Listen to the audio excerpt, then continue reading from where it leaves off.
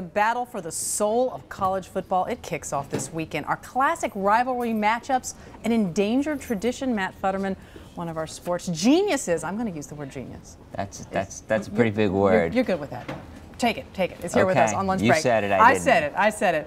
The battle for the soul of college football. I mean, are these classic rivalries, because of the new setup with sort of playoffs and trying to get us one champion, are these classic rivalries endangered? So when I was a kid, everything was come down to sort of rivalry weekend, because there really were no games between the big rivalries, Nebraska, Oklahoma, Texas, Arkansas, and the bowl games. Right. Now you have this whole other layer of games, the conference championship games, which really have sort of more impact on who wins college football, who plays in those postseason games, than the actual rivalries do.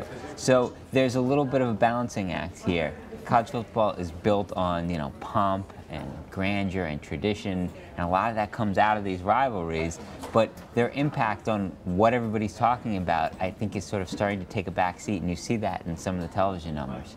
Now, for people who don't follow college football, that aggressively, remind people how the sort of champion has been determined for so long, and now what the change is going to be. Well, for years, there really was no national champion. It's just sort of this mythical national championship. There were a couple of polls. The AP had one, the UPI had a poll, and it didn't really come down to anything. It was just sort of a general consensus. And a lot of people still wish it was that way. College football is becoming more like every other sport. There's going to be a regular season, and then a playoff-like situation, and then a definitive national champion. We sort of already have that with two teams playing in the BCS title game. There's often some controversy about which teams deserve to go, but in 2014, that's all going to change. There's going to be a 4-team playoff. A lot of people say that eventually that's going to be an 8-team playoff. There's a big debate about when that might happen, or if it even will happen. Right. So, but the upshot is, college football used to be this sort of strange, unique animal in the American sports landscape, and it's not really going to be that way anymore. So what are the odds of us seeing one of these classic rivalry matchups, the ones that, get the people out tailgating at 7 a.m., and just work everybody into a frenzy and get the eyeballs, seeing one of those matchups actually be the final two in the championship? Well, it's probably not going to happen almost never, because every team, really, every big team is going to be part of a conference, and most of those conferences, if they have 12 teams, can hold a conference championship game.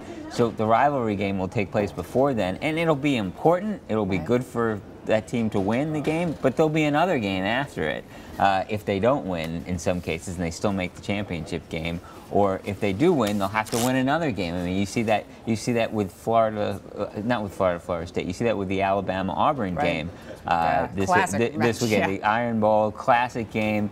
Alabama's probably gonna win. Great. Then they're gonna have to play another game next week against probably Georgia. Right. Well, definitely Georgia. And they're gonna have to win that game. And if they win that game, maybe they'll get to the BCS title game. Eventually, if they win that game, then they'll probably win a spot in the 4-team playoffs. They'll play a semifinal and then a final game. We've done this to ourselves. We have to have a champion in America, and this is what it's come to. I guess it does. That's what we like. Matt Futterman, more in the Arena section on Friday. Thanks so much for being with us. Thanks very much. Appreciate it.